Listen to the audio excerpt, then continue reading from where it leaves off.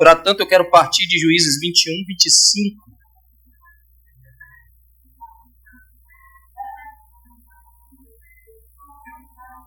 Diz a palavra de Deus: naqueles dias não havia rei em Israel, e cada um fazia o que achava mais reto. Vamos orar pedindo a graça de Deus sobre o nosso estudo. Pai bendito, nós mais uma vez te suplicamos que o Senhor, por favor, nos agracie com o entendimento da tua lei, especialmente este assunto tão importante que molda como nós enxergamos a realidade. Em nome de Cristo nós oramos. Amém. Meus irmãos, apesar de todos vivermos no mesmo mundo, como já falei, ao mesmo tempo nós dependemos da cosmovisão e, dependendo dela, haverá uma mudança profunda na forma como nós interpretamos quem nós somos, o que nós fazemos aqui, e as janelas através das quais nós olhamos para o nosso mundo e uns para os outros podem aí nos dar uma visão radical e diferente, nos levar a diferentes respostas às mesmas perguntas básicas. Passa aí, esse daí é os objetivos, tá? Antes, volta. Os objetivos que eu quero atingir hoje, tá? Explicar, isso daqui eu já fiz, significado da cosmovisão, identificar pelo nome já fiz, então. Vai. Então, perguntas para uma cosmovisão, nós temos que responder. O que uma cosmovisão deve responder? O que é real? Quem eu sou? De onde eu vim? Por que eu estou aqui? Qual é a base dos meus valores? E o que o futuro me reserva? Nós estamos aí nessas três verdes, é o que eu vou tentar trazer hoje, tá bom? Parece ser muita coisa, mas vamos ver se a gente consegue. Passa aí. Então, o que é real? Muitas vezes, quando devemos resolver então um problema, nós queremos saber o que realmente aconteceu quando nós queremos resolver qualquer problema. O que realmente aconteceu? Ou seja, nós vamos atrás do que é real, do que é realidade, do que é verdadeiro. E, curiosamente, este é o ponto de partida para cada cosmovisão. O que é real? O que é verdadeiro?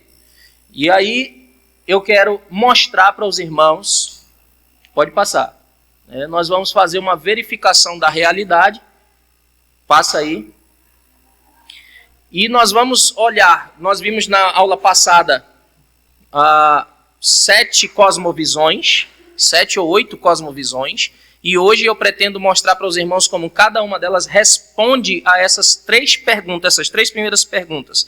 Então, no monoteísmo, o monoteísmo e a realidade, como é que ele enxerga a realidade?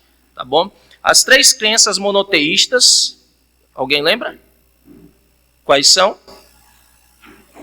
Judaísmo, cristianismo e islamismo. As 3 grandes crenças monoteístas, né? Elas enxergam a realidade que nós temos um Criador soberano, que é envolvido com o seu mundo, nós já vimos isso. Cada um assume a existência de Deus, né, como um ser espiritual eterno, cada uma dessas cosmovisões, que criou tanto a realidade material quanto a realidade espiritual. Nós já vimos isso. Então, o mundo objetivo, ele é o objeto da matéria, né, e está aqui para ser observado, o que nós temos aí está para ser observado. A revelação especial de Deus, no entanto, é necessária para nós sabermos o que significa essa realidade. Nós vimos que o monoteísmo geralmente faz isso. Então, nós temos a matéria, nós temos o mundo, nós temos a criação, mas nós não dependemos apenas disso, nós dependemos da revelação para saber o que isso significa. Ok? Nós temos visto isso. Então, saber sobre as realidades espirituais e saber sobre as realidades físicas, materiais, dos anjos, do diabo, da vida após a morte. Então, os monoteístas, eles consideram como real aquilo que observam na natureza e compreendem a partir dos seus escritos religiosos, que seriam o cristianismo com a Bíblia, o islamismo com o Alcorão e o judaísmo com a Torá. Ou não apenas com a Torá, tem o Antigo Testamento deles, que é a Torá, Neviim e Ketuvim, que é o livro da lei, os profetas e os escritos. É assim que é dividido o Antigo Testamento dos judeus. Tá? Passa aí, Samara. Deus existe, tá? Essas são as questões principais de como ele enxerga a realidade. Deus criou e está envolvido com todas as coisas, quer seja material ou espiritual, e a realidade pode ser observada na natureza. Entenda a natureza como criação, tá bom? E nos escritos religiosos. Deísmo e a realidade. Quando você ouvir o deísmo, tá vendo o relógio, né? Eu coloquei para lembrar disso. Deus está lá no céu, criou todas as coisas, mas não se envolve com a gente.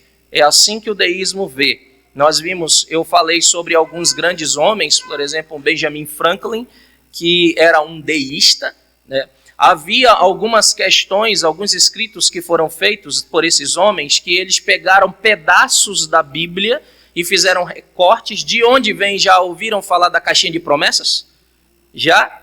Eu acho que todo mundo, né? De onde vem isso daí? Esses cortezinhos da Bíblia, tá? E aí acaba tirando os milagres, acabam tirando todas essas coisas. O deísmo ele vai caminhar assim de maneira bem para frente no liberalismo teológico, né? Então não vai acreditar nessas coisas. Os deístas, então, eles partem do pressuposto que Deus existe também, existe uma unidade no universo, um universo que foi ordenado, foi criado. Eles veem a sua primeira causa como o Criador, que não guia os seus movimentos. O mundo está aqui, ele deu uma corda e o mundo está se guiando aí.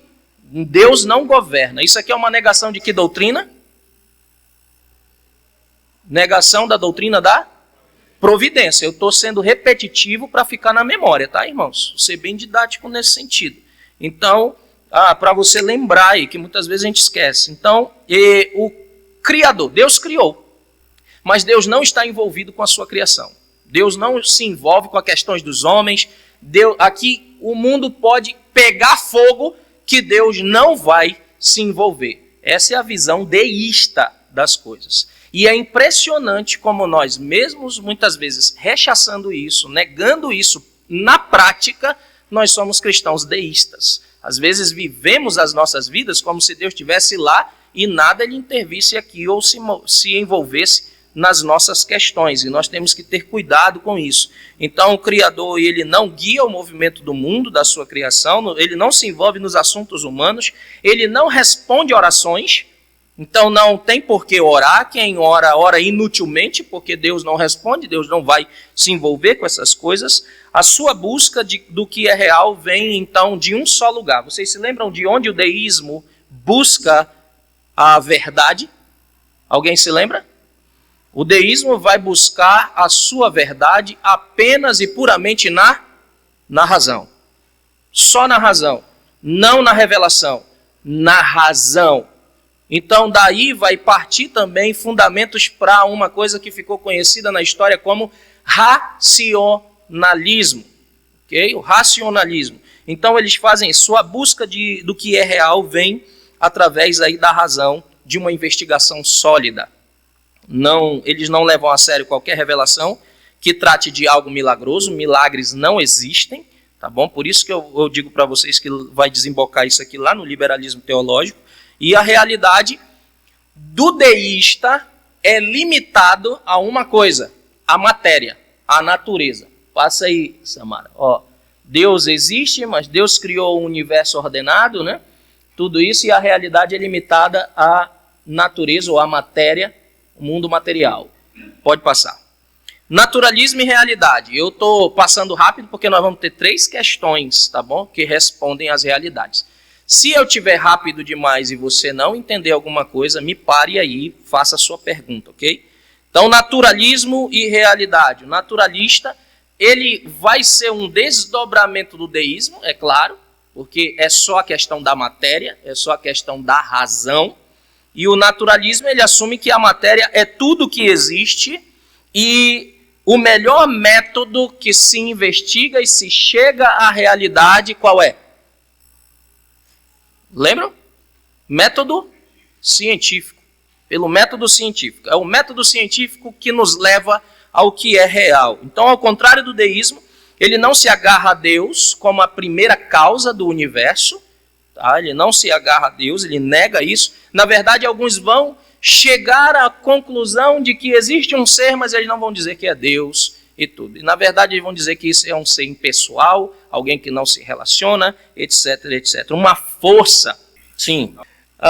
Naturalismo e realidade, né? Nós temos o naturalismo que assume aí a questão da matéria no mundo. O método científico é o único que nos leva a ter certeza da realidade, tá? Passa aí, né, Samara. Nihilismo. Nihilismo e realidade. Vocês se lembram que o nihilismo não tem propósito de nada. A cosmovisão do nihilista é assim, ó. Você está aqui para nada. Nada te pôs aqui e para nada você vai. Você não tem propósito de vida. Está aqui por estar. Então, isso daqui, irmãos, entendam isso daqui, irmãos. Quando vocês começarem a entender isso aqui, vocês vão ouvir músicas, vocês vão assistir filmes, vocês vão ler livros e vão pegar na hora qual é a cosmovisão. O que está pressupondo? Isso daqui, ó, é expresso naquele estilo de vida. Deixa a vida me levar. Não tem propósito. O importante é viver o agora. Entende? O amanhã não tem propósito de vida. O ontem já foi. Eu não aprendo com o ontem, eu não tiro lições do ontem e do futuro eu nem me preocupo com esse negócio. É o hoje, é o sentir, o agora. E aí o niilismo ele vai abraçar esse tipo de coisa. O niilismo ele acredita que nós não podemos conhecer uma verdade objetiva. Não há verdade objetiva. Vocês se lembram dos 3 grandes inimigos da verdade que eu falei? Alguém? Relativismo. É a tua verdade, é a tua verdade, é a minha verdade. Isso daí é você que acredita dessa forma, eu não. Né? A tua verdade. A realidade ela é objetiva. Então esse é um inimigo da verdade. Segundo inimigo da verdade, vai lá. Não? Tic-tac, tic-tac. Pragmatismo. A verdade é o que dá certo. Deu certo, vamos por esse caminho. Vamos por esse caminho. Terceiro grande inimigo da verdade. Ceticismo. Relativismo, pragmatismo, ceticismo. Ceticismo. Não há verdade. Não tem como a gente descobrir a verdade. Inclusive, o ceticismo, quando ele diz não há verdade, até isso não é verdade também. Entende? Porque se não tem como saber a verdade, até isso não é verdade. Entendeu? Oi? Ele está afirmando, então como é que é? Entende? Então é uma loucura. Irmãos, eu conversando com o reverendo Fábio esses dias, as pessoas elas tendem a abraçar aspectos da realidade. Isso quer dizer que nós não seremos pragmáticos em algum momento? Absolutamente não. Há aspectos da realidade em que nós somos pragmáticos. Por exemplo, se você sabe que o caminho mais curto para chegar aqui na igreja, da sua casa para cá, você vai pegar o mais longo? Você está sendo pragmático, porque o que funciona para ser mais rápido para vir para cá é por o caminho mais curto. Só que o pragmatismo, ela é um aspecto da realidade. Se você faz uma comida de uma forma e sabe que ela vai sair no final daquele jeito, isso é uma coisa pragmática. Que você vai fazer mais rápido, que você vai fazer daquele sabor e assim, etc, etc. Só que quando é que nós pecamos? Quando nós pegamos só esse aspecto da realidade e lemos tudo. Tudo. Entende? Há verdades relativas? Sim ou não? Estão com medo de dizer? Sim ou não? Não há verdades relativas? Eu gosto de frango. Quem aqui não gosta de frango? Comer mesmo, comer frango mesmo. Galinha. Sei lá, deixa eu ver aqui uma coisa ruim que você não gosta. Sei lá. Jiló. Alguém gosta de jiló? Alguém não gosta de jiló aqui? Olha aí, ó, tem um monte de gente relativa. Vamos dizer, alguém gosta? Vamos lá. Alguém gosta? Você gosta, irmã? Você gosta? Gosta de jiló. Quem não gosta aqui? Quem não gosta? A irmã ali está dizendo que não gosta. O jiló é ruim? Olha aí, tá vendo? Então, há aspectos da realidade que são relativos. O problema é eu pegar esse aspecto. Você gosta da cor vermelha, o outro gosta da cor azul. Quer dizer que a vermelha é melhor do que a azul? Não. Mas quando você trata de coisas objetivas, aí o negócio muda. Entende? Objetivismo, subjetivismo. Vocês entendem a diferença?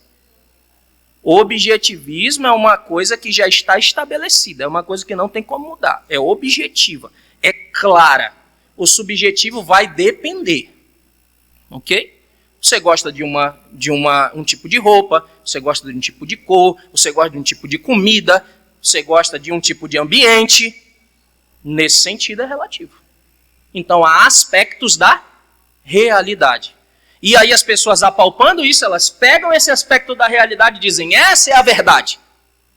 E eles colocam uma coisa que é subjetiva para ser objetiva. E aí a coisa complica. Aí vira confusão. Entende? Então o nihilista, você não está aqui para nada, você não está indo em canto nenhum. Quando você morrer, não vai acontecer nada, acabou tudo. Entende? Então aí eles vão, nada pode ser conhecido, existencialismo e realidade. Enquanto Samara passa aí. O existencialismo é de onde vêm os ateus. Tá? Geralmente os ateus estão ali. Encaram então o cosmo aí externo como algo real. Né? O problema, porém, é que eles acabam por achar que é absurdo e sem sentido. Irmão, sinceramente, quanto mais eu estudo essas coisas, eu fico vendo a loucura dessa galera. O cara diz que ele encara o cosmo externo, a criação, o cosmos, todas as coisas, como real. É real. Mas ele afirma que é um absurdo e sem sentido. Entende? Então ele não consegue conectar as coisas. Ele diz, isso aqui é um absurdo, isso aqui é sem sentido, isso aqui tem nada. Um existencialista geralmente vai pensar assim. Então o que ele vai fazer? O que importa não é o que está externo, o que importa é o que está interno. Aí você vai ouvir aquelas musiquinhas que diz, sinta.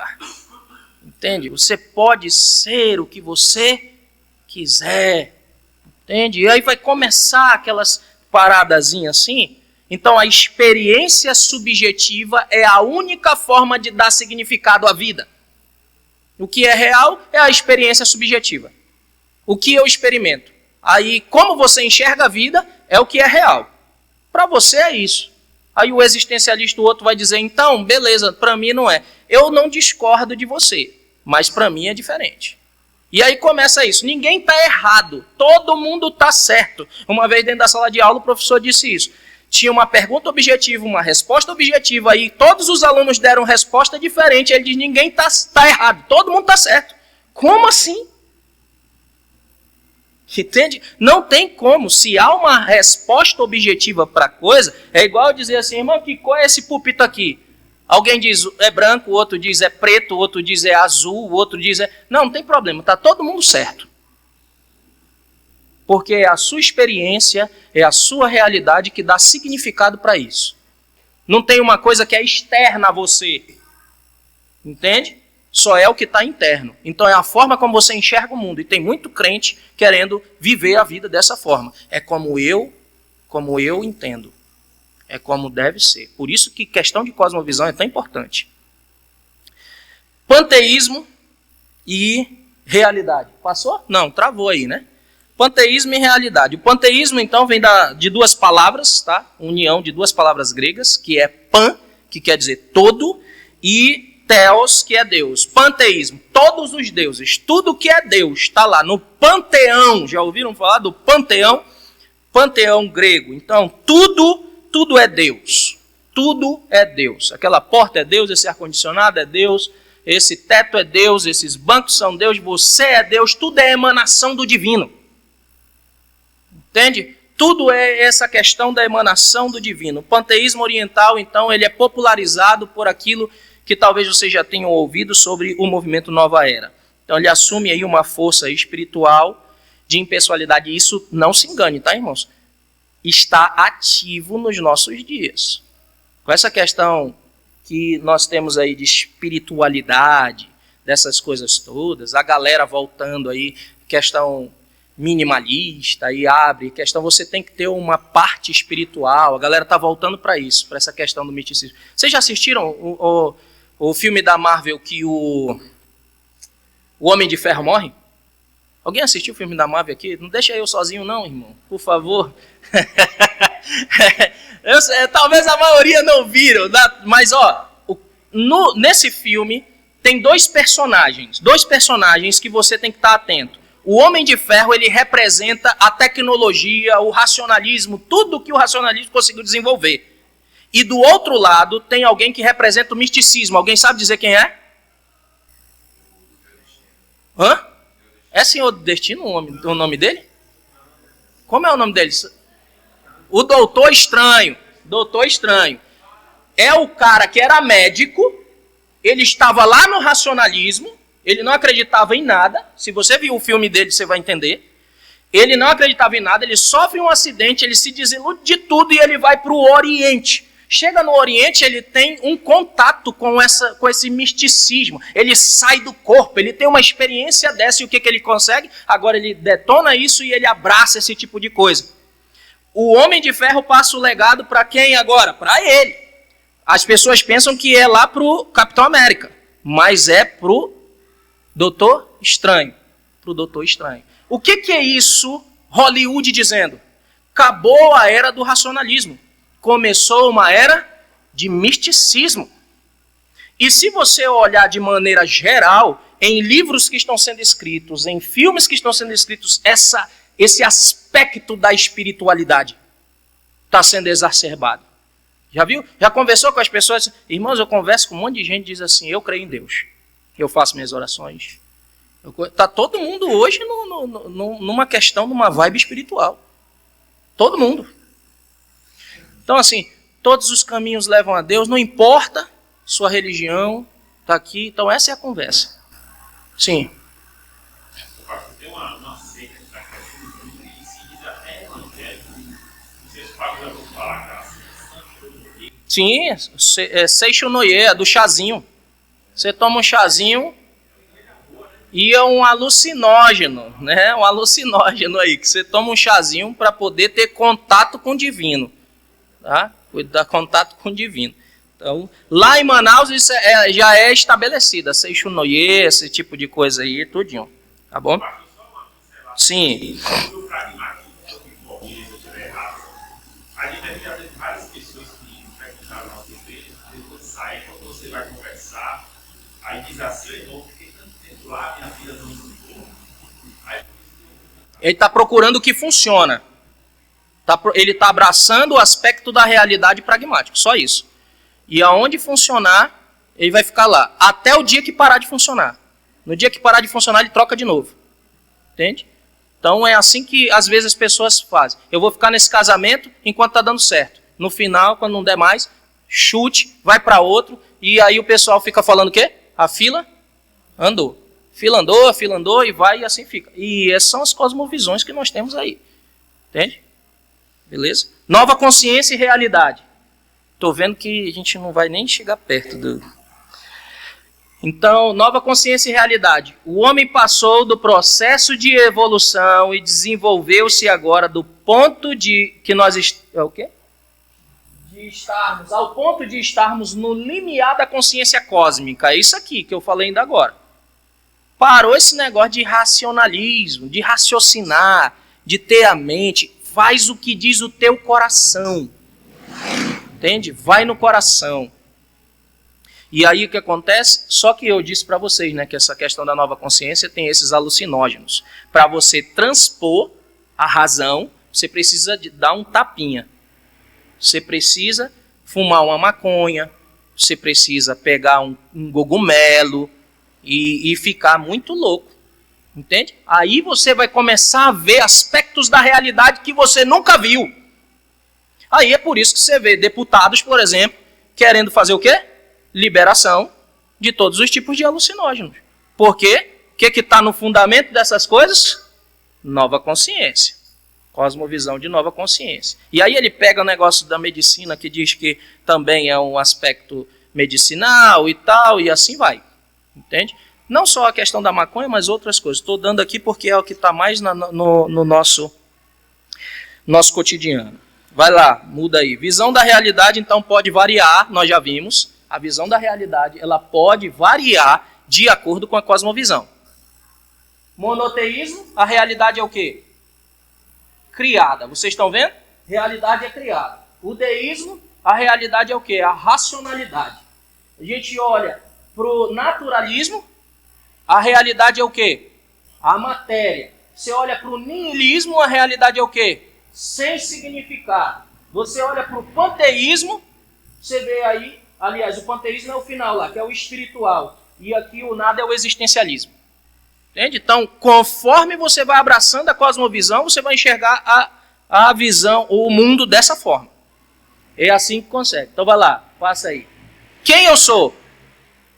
Então, o que é a realidade? Vimos em cada uma. Quem é que eu sou? Quem é o homem? A gente está falando de antropologia agora. Entende? Realidade criada, então, agora, antropologia. Quem eu sou? Passa aí.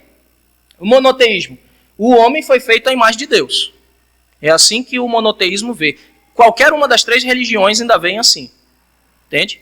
A gente vai descer um pouco mais, aí a gente vê as diferenças. Mas judaísmo, islamismo e cristianismo vem o homem como criado à imagem de Deus. Passa aí. Monoteísmo e identidade. O homem ele foi feito à imagem de Deus, o homem é imperfeito e necessita de redenção. As 3 visões monoteístas enxergam isso, entende? Então, nos nossos dias há um roubo de identidade, e esse roubo de identidade se tornou uma preocupação real para a nossa geração. Não sei se vocês já leram na questão do gênero, dessas questões de gênero aí, alguém já afirmou que a identidade ela não é fixa, ela é variável. Então assim, hoje eu digo que eu sou homem, amanhã eu posso dizer que eu sou mulher, depois de um mês eu posso dizer que eu sou homem de novo, daqui a um ano eu posso dizer que eu sou um cachorro.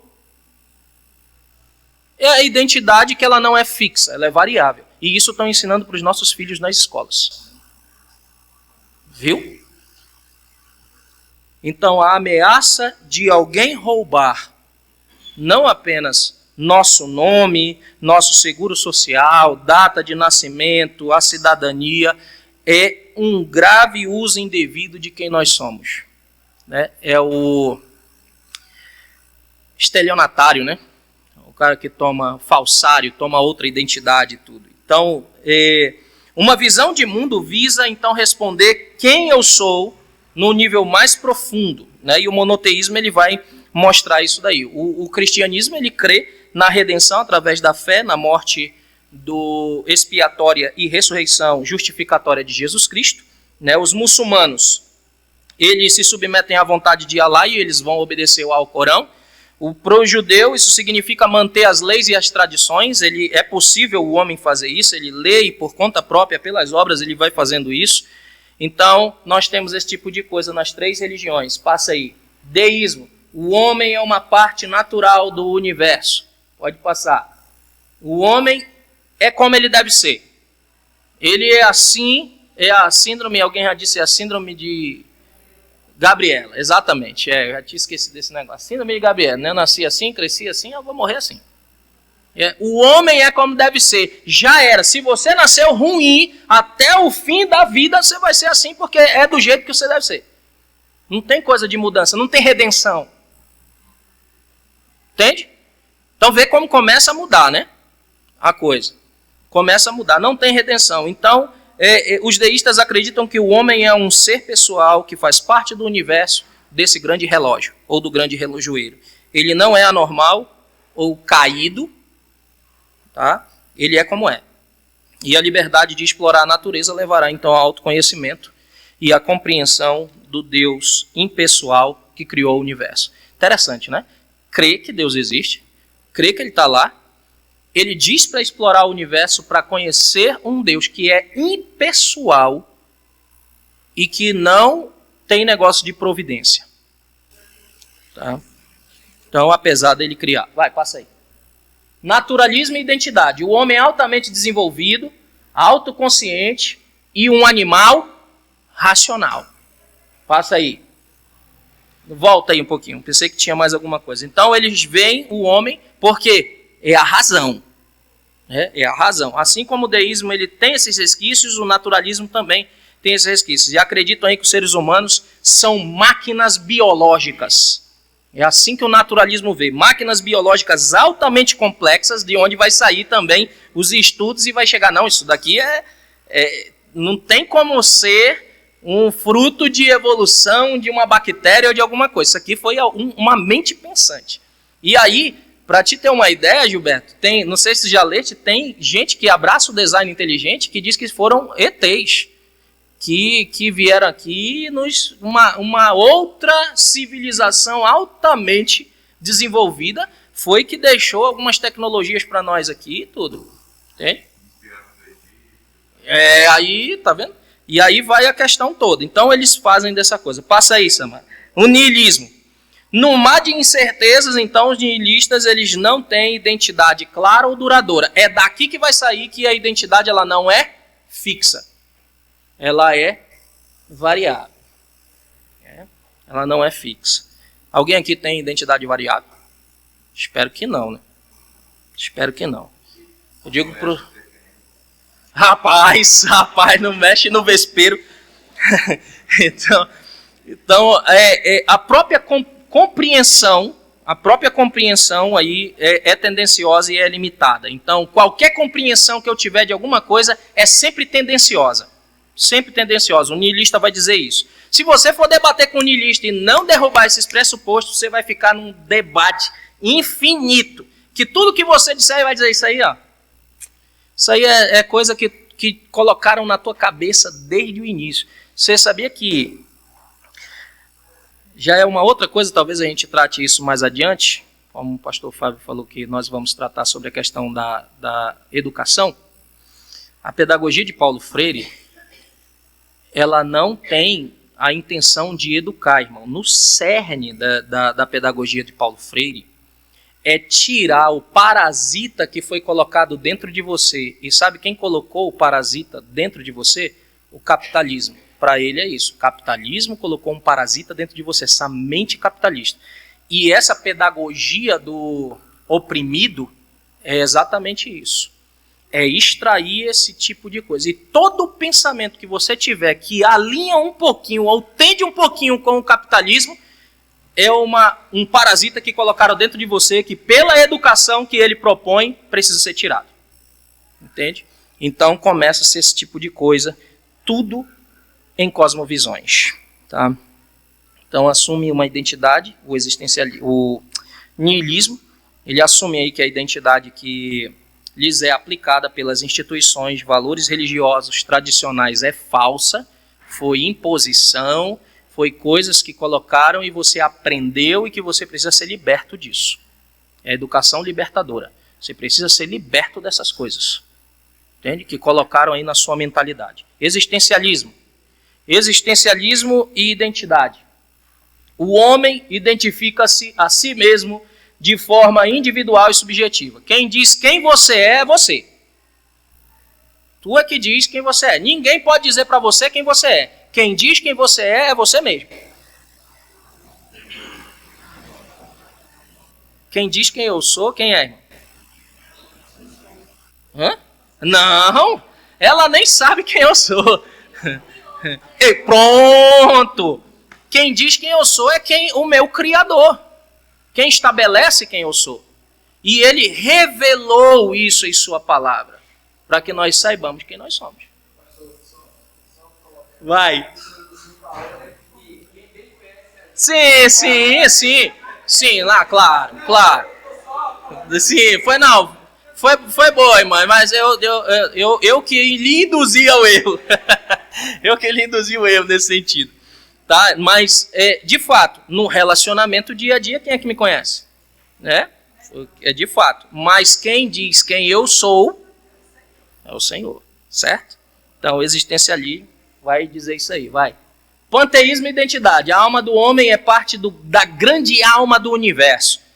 Eu acho que eu falei da outra vez que quem está trazendo muito essa ideia aqui é o Avatar, né? Aquele filme O Avatar. Está trazendo muito essa questão. A grande alma do universo. Ele vai lá, dá-lhe a facada no pescoço do animal, e aí faz uma oração e diz que é da grande alma do universo. O outro morre e aí leva para uma grande árvore, aí coloca lá, ela é conectada na grande alma do universo, todo mundo fazendo esse tipo de coisa. É assim que o panteísmo vê. Entende? Isso daqui vai ser reflexo yoga, reflexo em Seishonoye, vai ter algum aspecto nessa Seishonoye do exacerbado das coisas naturais, da terra também. Tem um aspecto disso aí, tá? Cuidado, tá, irmãos? Apesar de ter aspectos bons, se tiver envolvido com essas coisas é ruim. Passa lá. A unidade como o universo é atingida por meio... É isso? A unidade com o universo é atingida por meio da meditação. E eu já falei na outra aula que a meditação para os orientais é o quê? Esvazia. Esvazia a cabeça. Já viu, cara, eu vou ali pescar para esvaziar a cabeça? Tá errado, irmão. Você tem que encher a cabeça. Tô de cabeça cheia. De quê? Esse que é o negócio. De quê? Aí, se for de coisa ruim, tem que esvaziar e fazer o que a Bíblia diz. Tudo que é virtuoso, tudo que é puro, tudo que é santo, tudo que é bom, nisto pensai. Habite ricamente em vós a palavra de Deus. Não é?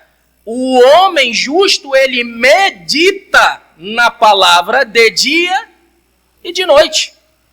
Então tirar aquilo que está te atribulando, tirando tua paz e encher daquilo que vai te trazer paz, e paz que excede todo entendimento. Cristo diz, a minha paz vos deixo, a minha paz vos dou. Quer ir pescar para aliviar? Vai, irmão, mas vai meditando na Escritura. Vai dizendo ali, ó, pescadores de homens, Jesus disse para ser. Entende? Então vai pensando nessas coisas, entende? Vai meditando nisso. Passa aí. Nova consciência, o homem passou do processo de evolução e desenvolver-se agora ao ponto de estarmos no limiar da consciência cósmica. É uma variante da anterior, que diz que é a alma cósmica, só que esse diz que é a consciência cósmica agora. Todo mundo está ligado no mesmo pensamento. Então aí surge aquele negócio da telepatia, eu tô vendo o que tu está pensando agora. Tu está querendo terminar ali para ir embora. Brincadeira. Então tem essa questão da consciência, tá? Passa aí. Tá. Aí é um resumão. Eu sou monoteísmo, criação de Deus. Deísmo, parte da natureza. Uma máquina biológica é qual? Ora, irmão. Monoteísmo, deísmo, naturalismo. O outro, quem eu decido ser? É o quê? Existencialismo. Eu não sou ninguém. Qual é? Niilismo. Uma pequena parte da alma. Panteísmo e da consciência. Esqueci de colocar ali, ó. Uma pequena parte da consciência, nova consciência. Acho que não dá para a gente passar o último não, né? Vê aí. Dão mais 10 minutinhos aí para terminar esse, senão a gente vai ter só essa aula ano que vem, vai o ano que vem. De onde eu vim? Vai lá. Monoteísmo em origem. O homem foi criado por Deus para estar em um relacionamento com Ele. Então foi criado por Deus e para Ele. Por Deus e para Ele. Porque dele, por Ele e para Ele são todas as coisas. A Ele, pois a glória eternamente. Amém. Vai. Deus criou o cosmos para funcionar por si mesmo. É o que o deísmo vê. Deus criou, beleza, concordo contigo. Por isso que a doutrina da criação ela deve ser aprofundada para dividir, discernir quem é o monoteísta e quem é o deísta. Porque o deísta também crê na criação do mundo. Entende? Creio. Mas Deus criou o cosmos para funcionar por si mesmo. Está tudo aí, deu a corda e está funcionando. Vai. Deus criou o cosmos para funcionar por si mesmo. O homem também foi criado por um Deus impessoal, que não se relaciona com o homem. Não tem relacionamento, não tem pacto de Deus com o homem. Não tem. Deus não está se relacionando. Então não tem por que você estar orando. Você não tem relacionamento com Deus? Entende? Vê que um crente que não ora, ele vive como um deísta? Deísmo prático. Assim como o teísmo ou ateísmo prático. Vai. naturalismo e origens. O universo explodiu. Tá? Não se engane, apesar de ter sido ridicularizada já tanto esta teoria como a outra da evolução, isso ainda existe. Tá bom? Na academia já foram ridicularizadas, em muitas academias, a questão do Big Bang e a questão da evolução. Então, o universo explodiu para existir. Exploda um bolo e vê se sai um pudim. Entende? Explode uma casa e vê se sai um prédio. Explode um carro, aquele ali, qual é a Track? A Track explode para ver se sai uma Ferrari. Né? Não sai. Não existe isso. Do caos não vem a ordem. É loucura. Passa. Naturalismo, aí o universo explodiu, o homem é um animal semelhante ao macaco que evoluiu de organismos unicelulares. Tinha só uma célula e começou a ter 2, 3 e aí ficou múltiplas células, essa complexidade que nós somos. Tá? É o naturalismo vendo isso. Isso daqui está sendo ensinado para os nossos filhos na escola, tá, irmãos? Niilismo e origens. História e a ciência são irreais. Não existe. Qualquer historiador que contar a história de alguma coisa é mentira, é do ponto de vista dele, é ele que é capitalista, sei lá, ele é como é que é as falas da galera aí? Fala, é um opressor, é um ditador, é um fascista, acerca das mulheres, como é que é a expressão que eles usam? É machista, mas tem um outro aí que é... Hã? Não, o feminismo está aí, mas não é isso, né? Quando é machista, é o feminicídio, eles querem colocar tudo isso, essas coisas, tá? A origem do homem é desconhecida. Não tem como saber de onde o homem veio. É assim que o niilismo veio. Existencialismo. De onde viemos, Deus ou nenhum Deus é irrelevante, não interessa. A gente não sabe de onde veio, não sabe para onde vai. Não interessa se existe Deus ou não. Eita, irmão, tomara que não tenha ninguém niilista que use existencialista. Panteísmo. O homem é uma alma que continuamente reencarna. Você vai morrer agora. Se o seu karma for ruim, você tem 7 reencarnações para poder ver se você vai sair dessa ruindade. Para ver se você faz as coisas boas. E aí vai reencarnar. Reencarnação, voltar a ser carne. Tá? Nova consciência. O homem passou do processo de evolução e desenvolveu-se agora ao ponto de estarmos no limiar da consciência cósmica. Passa aí. Pronto. Resumão. De onde eu vim? O monoteísmo vai dizer que eu vim de Deus. O deísmo vai dizer que eu vim do cosmos. Deus criou, mas é o cosmos aí. O naturalismo vai dizer que é a evolução. O existencialismo vai dizer que é irrelevante. O niilismo vai dizer eu não tenho como conhecer. O panteísmo vai dizer que é reencarnação e a nova consciência é um processo evolutivo para se conectar na consciência do mundo. Passa aí, Samara. Acabou, graças a Deus. Né? Alguma pergunta? Alguma colocação? Sim.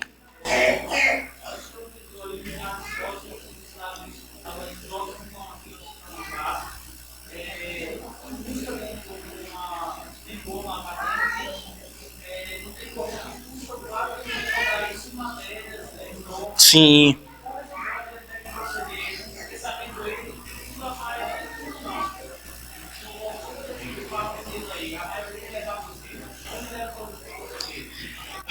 Infelizmente, Newton, a igreja, no decorrer da história, ela abandonou a sua influência na sociedade.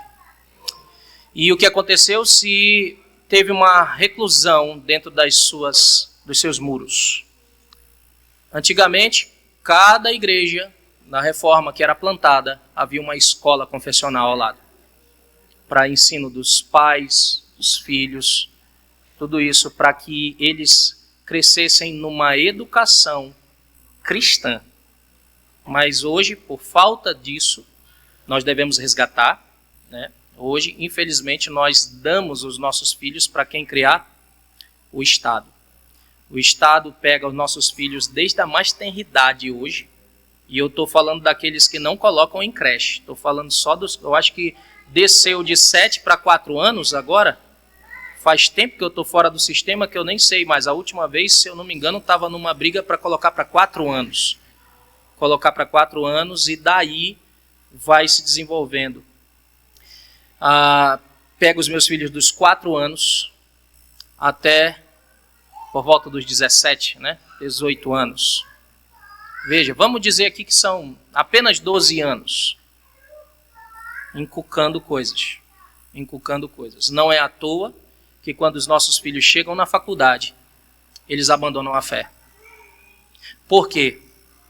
Porque não só nós entregamos para o Estado, como nós também abdicamos da nossa responsabilidade em casa, ensinando ao levantar, ao deitar, ao caminhar, incansavelmente. Nós nos omitimos. E aí o que acontece? Nós entregamos os nossos filhos para a boca do lobo. E depois nós choramos porque eles estão distantes do Senhor. Nós damos maus exemplos para eles na mesa da nossa casa. Como diz o Salmo 15 ou Salmo 50, tu sentas para falar mal do teu irmão, filho da tua mãe. E eles aprendem essas coisas, que a igreja não é um local bom, que os irmãos não são um local bom, que a família de Deus não é o local onde eles devem estar. E aí, nesse sentido, nós estamos ajudando o Estado a tirar a religião, a tirar esse tipo de coisa. Recentemente, com o apoio da doação, surgiu um professor que conseguiu um cidadão muito inteligente, tanto disso, que conseguiu dessa área, ele falando da formação, como se dá a formação das festas, imaginando, roubar, aquela coisa toda, e ele chegou na frente de felicidade, de tocar com Deus. Aí eu tive que levantei e aí a oportunidade de você explicar ele. Isso que o senhor está falando é uma teoria. Correto. Uma teoria. E eu acredito que como isso foi Deus, então, comecei debatendo com ele, no final da aula, ele teve um Claro. eu acredito que Deus se formou com Deus. Aí ele ficou pensando comigo quando você dessa aula, mas no final, ele prefere só fazer uma tese. E não existe mais esse negócio de educação neutra. O que o Newton está falando ali, o que acontece com o João, acontece com a gente, não aceitando. Exato. E não são treinados a contra-argumentar, e não são treinados na verdadeira fé, na verdadeira religião, e eles vão só engolir. Ou seja, para finalizar a minha resposta para ti, Newton, que Deus nos dê a graça de fazermos ou resgatarmos a nossa herança reformada, de trazer uma linha educacional, confessional para os nossos filhos, onde há irmãos que entendem essa educação e então educam seus filhos.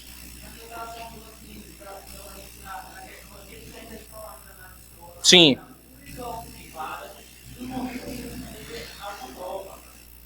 Sim, eu orientaria a minha filha a responder contrário, conforme a sua fé. E aí, se eles pegassem nota baixa, eu ia lá, eu ia para cima, e eu ia dizer que eles estão... Há uma pluralidade pedagógica ou não? Alguém assumiu um viés pedagógico aqui? Alguém assumiu um viés apenas aqui, e é isso que a escola está ensinando? Porque a academia arroga dizer que há uma pluralidade pedagógica, pluralidade de pensamentos, e um aluno que colocou um pensamento contrário daquilo que eles estão estabelecendo vai tirar nota baixa? Então, é nós, pais, que devemos fazer isso. É nós que deveríamos ir para cima e dizer não. O que está estabelecido porque nós, o povo de Deus, estamos aceitando.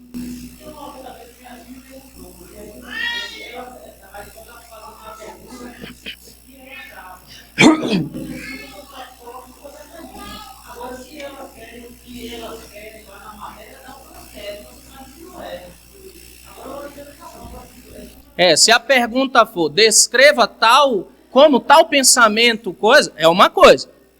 Agora, se ela pergunta, por exemplo, quem você diz ser o homem?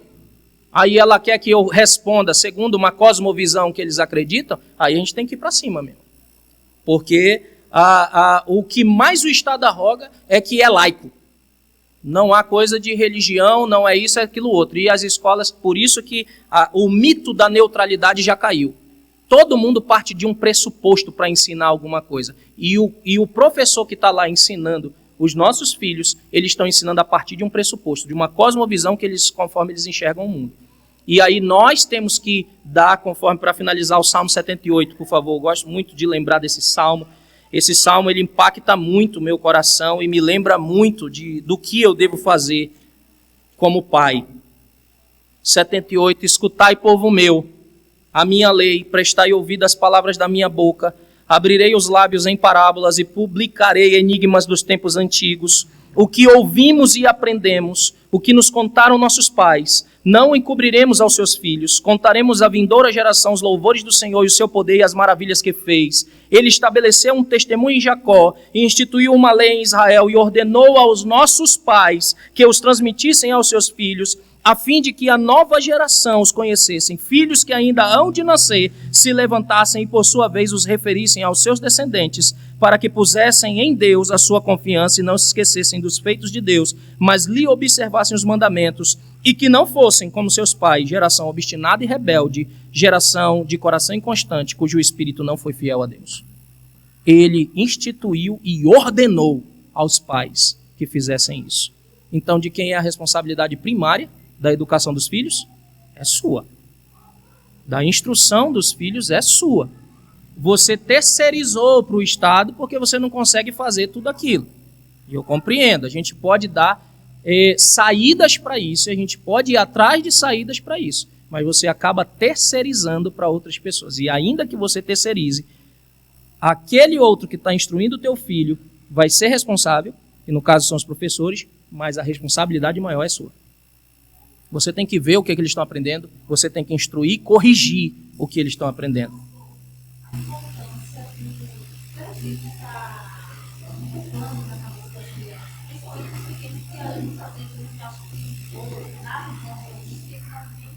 Sim.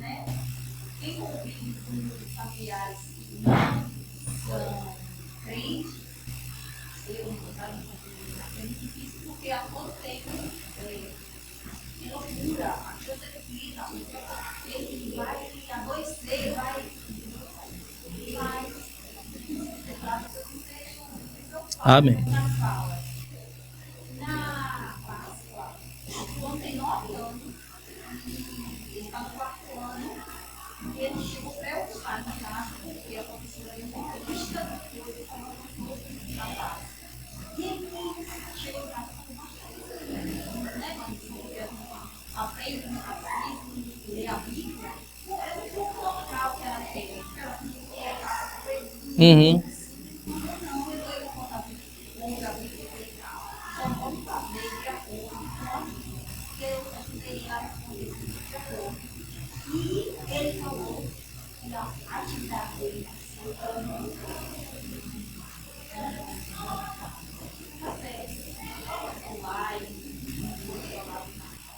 Entendi. Pois é. Ok, irmãos? Então, que Deus nos dê a graça de nós fazermos isso. Eu respondi, Newton.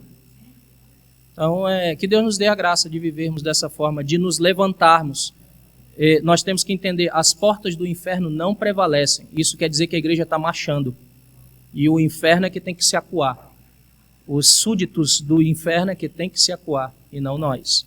Entende? Nós que temos que estabelecer a lei de Deus, levar todo pensamento cativo ao Senhor. É o que diz a Escritura. Ok? Então vamos orar ao Senhor, agradecendo a Deus. Pai, nós te louvamos por este momento que nós podemos estudar sobre essas coisas e o Senhor nos dá a tua instrução e o teu ensino.